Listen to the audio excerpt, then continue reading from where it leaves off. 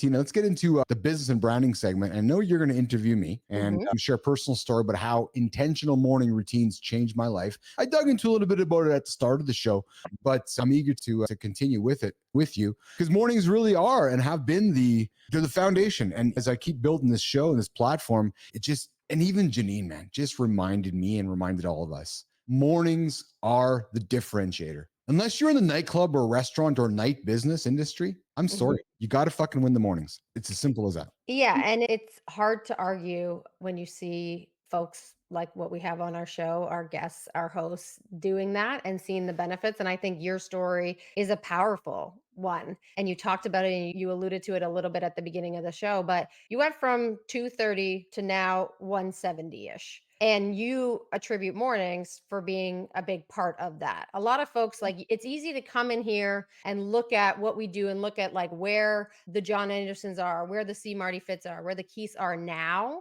and compare ourselves to that. But I want people to get an inside look at the dude that was 230 pounds and not really fucking happy with his life, and how mornings became something that allowed you to overcome that. And I know it's still a grind every day, but talk to us a little bit about that. I was 38. I was husky, fat, right? Eating crappy food constantly, chasing, as I said at the beginning of the show, burning the candle at literally both ends, working with my team overseas and then working on the business first thing in the morning. We had a 24-hour-a-day company. Knowing that I had to be around for it was just part of what I did, but it was killing me. So and literally and figuratively, and I didn't like how it was making me feel, but I'll relate it to, like I said, 38 years old. I'll relate it to just real life. It felt shitty planning to go on a trip to New York City or to London or to Vegas or Dubai and going into the closet and putting the clothes on and going, okay, they don't fit. And then going through the of, okay, I got to go into a deficit and go and lose some weight so I can get the clothes to fit. And then look at pictures of myself and I can see the So it was really, the light went on for me. Christina was like, I got to make a change. And the change had to end at night. I had to, because when I'm tired, I eat shitty. When I'm tired, my cortisol levels are up. I made bad decisions. When I'm tired, I sleep in the morning. When I'm tired, I chase the day. Was that it? That you were tired? Like, what made you think that? Oftentimes we think that's our only option, especially as entrepreneurs that are grinding. We think that's the expectation. There's been a lot of hustle culture around us for a very long time. What was it for you that made you think this is the only way to do this, is to go 24 hours a day, to be nonstop, to be available for people at all times? So when I was building ICUC, it was a 24-hour day company. I didn't have a choice. Yes. Right. So it wasn't always on. And that's how, so in the early days of the internet, that's how we won. That's how we built the business, because we were a 24/7 company. But I'll be even more vulnerable, Christina, as I was going on my path to being fat guy. It was aesthetics that turned the light on for me. Started making some money. What do you mean? Started making some money, started able to go to some nice clothing stores, was able to go to the Tom Ford store and the Louis Vuitton store and all these nice stores. And you're like, oh, I want to buy nice clothes, but I'm fat. It just didn't really work for me. Truthfully and admittedly, it was aesthetics. And okay, if I can go make lots of money, I can go buy nice clothes. But I'm not going to put on nice clothes being husky and fat and not looking good at myself in the mirror. So it had nothing to do with mental. It had nothing to do with longevity. It had nothing to do with living to go walk with my kids. Oh no, I learned all that going through my divorce and into my 40s and figuring life out there. Oh, and it was like, oh no, fuck, I want to look pretty good, man. I want to look hot. I want to put a nice suit on. I want to put some jeans on. I want to go and be the man because I'm running this tech company. I got to go to a conference and get on stage. So it was, but it worked.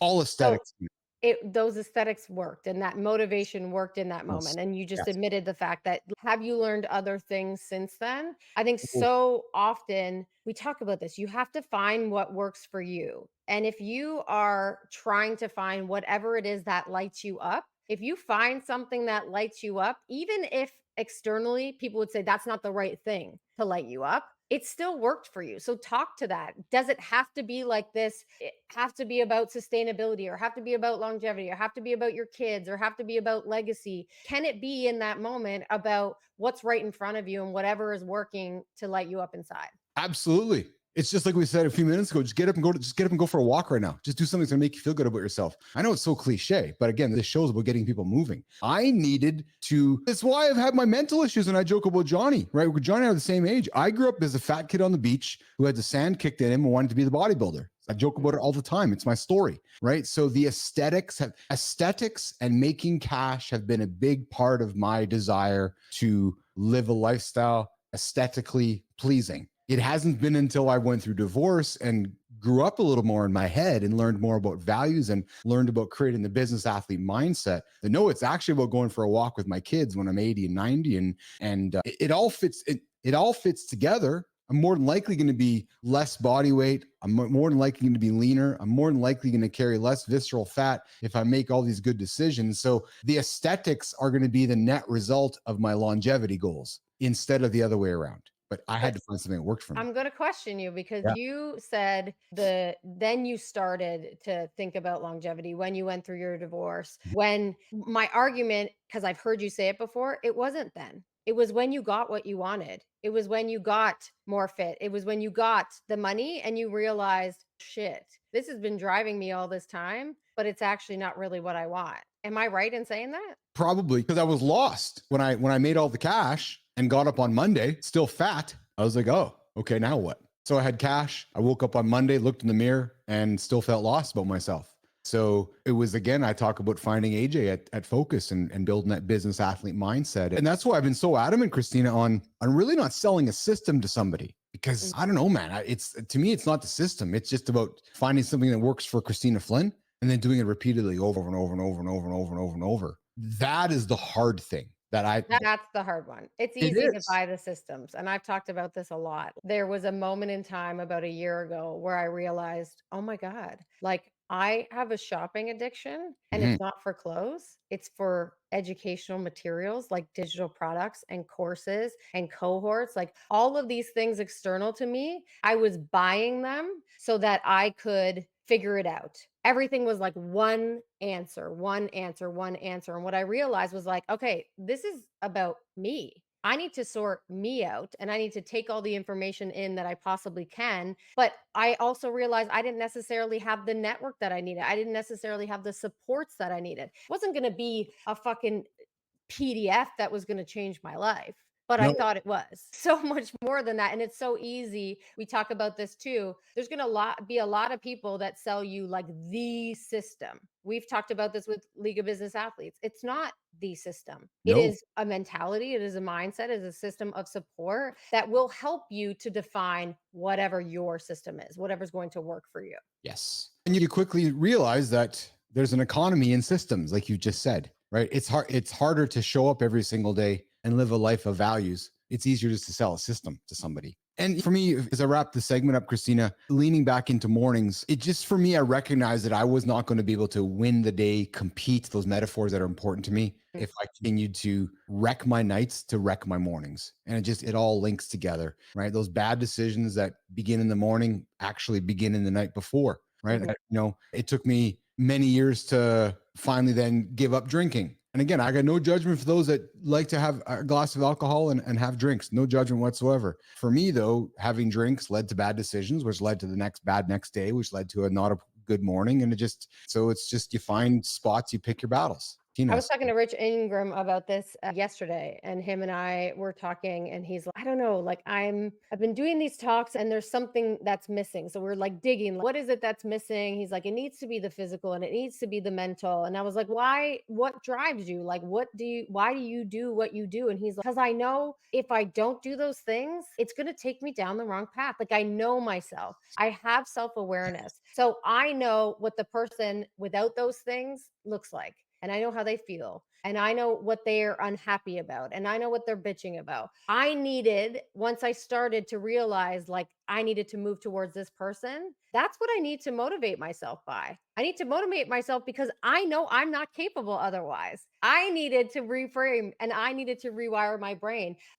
We go, what are your thoughts on that? Because I think, like I said earlier, so often we think it needs to be this like beautiful, glorious motivation. But what if the motivation is just like, I know myself. And if I leave myself to my own devices, and I'm saying this to me right now, because this is me, I can't trust it. I can't trust me. As Johnny would say, that's gold, man. Like I just want to lean in here and jump all over that because I agree with you there. Right. And it's, again, somebody listening to the show, either live or in on demand later, maybe they're waiting for the light to go on. Because it took me a long time for the light to go on, but when the light went on, it made me realize that I don't want to go back in the other direction. And again, as we keep building this plane out, I'm just so bullish that you have to start your day in the gym, and it's got to start 4, 5, 6 a.m. It's non-negotiable. It's Mm. just, it's not. If you can't get there, and I love, that's what I love about Janine, is that you're just going to be basic, right? So if you And don't we want should stipulate too, in the gym for people is sorting your shit out, right? to, Like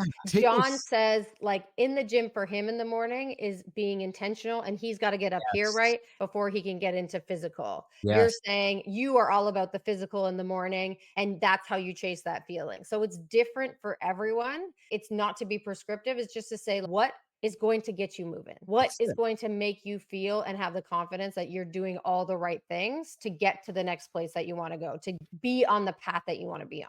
Yes. Yet we know as humans that movement and physical fitness is the foundation of that. So in the gym is the three pieces: emotional, mental, and physical. Yep. That, because if you got those three things done and nothing else happened for the rest of the day, you've taken care of yourself. And that to me is what a business athlete is. And if you do that over and over, you're not going to be basic.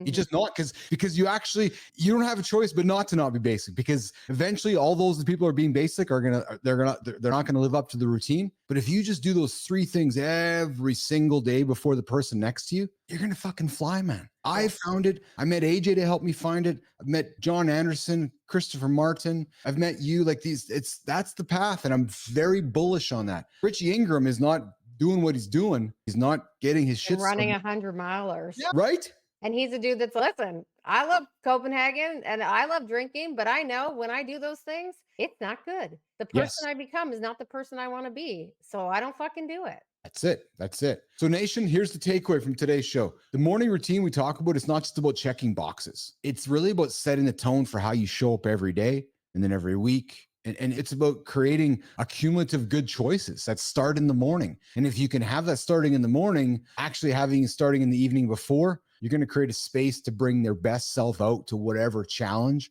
or opportunity comes your way. Listen, when we as our day gets in front of us, Nation, fuck, challenges show up every single minute, every single hour. If you got your shit sorted out, you're going to attack the challenges much easier. And I know some of the stuff we talk about sometimes sounds cliche, but it A is. lot of it does, It but it kind of is. That's what life is, though. Boring. So, it can be boring, but well, but I I mean, think it's the way that you look at, and you know me, I agree with boring. Of course, that's the fear. That's the fear. But I think if where I'm trying to understand or learn myself is that it's actually not that boring because no. boring becomes routine and the routine becomes something that you don't have to think about. And then the things you're able to focus on with that renewed energy, with that renewed confidence are things that are never boring. That's it. That's it. And listen, no months around the corner, Business Athlete Nation. In a few days from now, next week comes November, a month of no's. So maybe embrace saying no to FOMO and saying yes to boring in a good way. Right now is the time to cut the habits that are holding you back. I'm really inviting you to think about as you go into the weekend, into November. Is there something that's holding you back?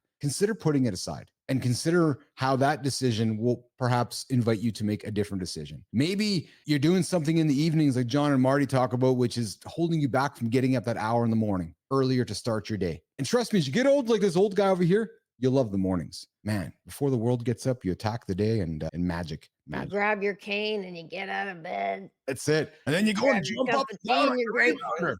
Oh, the rebounder. Yes. Did that yesterday. I sans rebound, but I did that yesterday. And I was like, actually, this is fun. And you want to know though? My fucking cat hurt today. Yes. My cat's hurt today. I was like, why? And I was like, oh yes. I was fucking jumping around my living room for 5 minutes. That's how we're ending the show, Nation. Flynn's calves are hurting. Yeah. My hands are burning. My dogs are barking, friends. We're not talking about the calves. Nobody that. Nobody. You live in Winnipeg. You think of cows and shit. Nobody thought that. Oh, Joseph Hernandez, consistency isn't boring. You are right, Joseph. No, consistency is winning. And 10,000 No's by Matthew Del Negro saved my life. Thanks for sharing that, Joseph. And hey, Joseph, if you haven't subscribed to the channel, I invite you to do so. And Joseph, have yourself a good couple days of the loop, and we'll see you Monday. Flinner, we'll talk to you later. Nation, Jenny, thanks for pressing the buttons. And Felix, the show's over. What? And to all my friends in the Philippines, you guys take care of yourselves over there. All right, we'll see you guys later.